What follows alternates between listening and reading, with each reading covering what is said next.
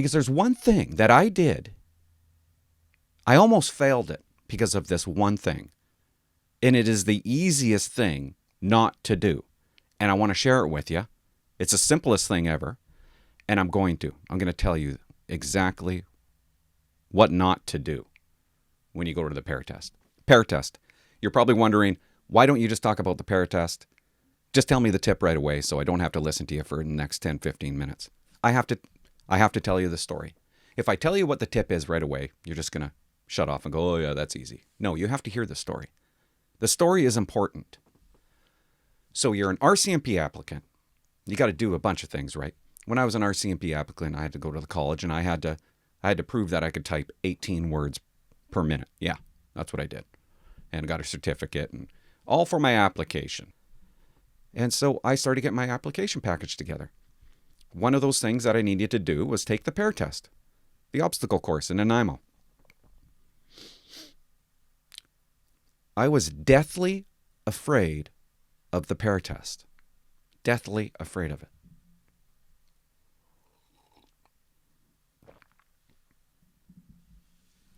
I researched everything I could about the Pare Test. Pare Test, it's basically an obstacle course where you run around this course. You go up some stairs and down some stairs. You got to do this course 6 times. You jump over things. Okay, you jump over a mat, a 5-foot mat. Okay, I'm dreading it. My dad's excited. Me and my dad, we drive down. We drive about an hour to go to this course one morning. And we get there. And I'm like, wow, there's the Pare Test. It was like a big moment. It was a big deal. And I want to practice a little bit before I start doing it. And the instructor's there. And I go up to the push-pull. There's a push-pull. Can't remember, 70, 80 pounds or something. And you push it in. And you have to do 6 arcs. And you just walk. Walk with it while you push it in. Then after that, you pull this rope. You pull the weight. And you walk with it with an arc. I go up to the machine. And I go to push it in. And I can't push it in. It doesn't move an inch. And I'm like, holy shit. What is going on here? Like, I'm not that weak. Doesn't matter how strong I am. But I'm not that weak, am I?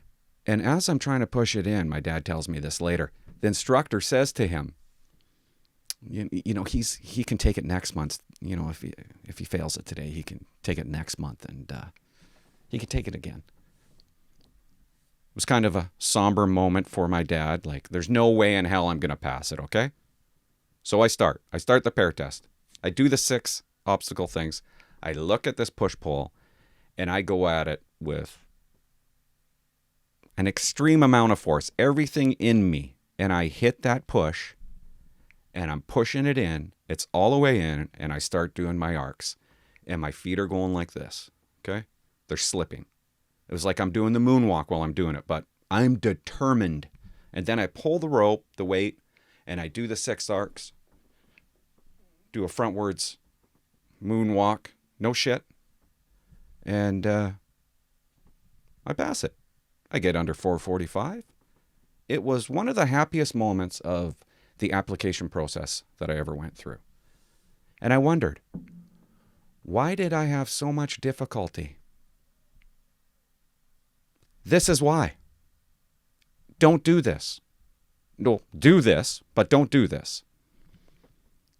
A year later passes, and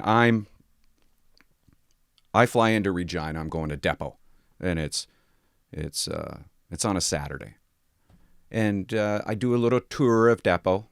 Somebody gives me a tour, and we go to the gymnasium. There's the Pare Test. I haven't seen the Pare Test in a year, and I'm still like afraid, and I don't know why. I suck so bad at it last time, and there's the push-pull. So I go up to the push-pull. I push it in. It's nothing. It's a feather.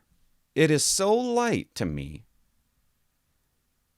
And I realized it's my shoes. I could have pushed it in with one hand. My shoes were planted. They weren't moving. There was no moonwalk. It was my shoes. My shoes were too slippery. Years later, like 7 or 8 years later, I went to the Pare Test and I seen some applicants doing the Pare Test, and I seen this girl. Same thing. She was practicing before she started her test. She went to push in the weight, and her feet kept on going like that.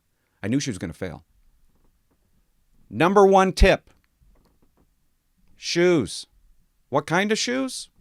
Let's say volleyball shoes. Get a pair of volleyball shoes. Let's say you go to the Pare Test and you have that problem. You push in the push-pull, and the shoes that you have, you're slipping. Take off your shoes and take off your socks and do the Pare Test. You're better off. Or take off your socks, put your shoes back on. When you do the 6 laps, kick off your shoes so you have sticky feet on the gym floor. I wish somebody would have told me that. Shoes. There's nothing simpler. And when you do the push, don't stand up and push it.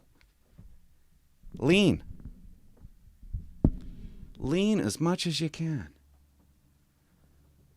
Like a 45, you lean that much. Don't stand up and push it. Lean that much. Go on your tippy toes. Easy. It's easy. I don't even know if you have to work out for it, really. Just wear good shoes. You'll do fine. And don't go crazy. And don't smoke before the test. Okay? Don't do that. I don't recommend that. Thanks. Hey, subscribe. Can you subscribe, please? Subscribe to my channel. I got like 30 subscribers.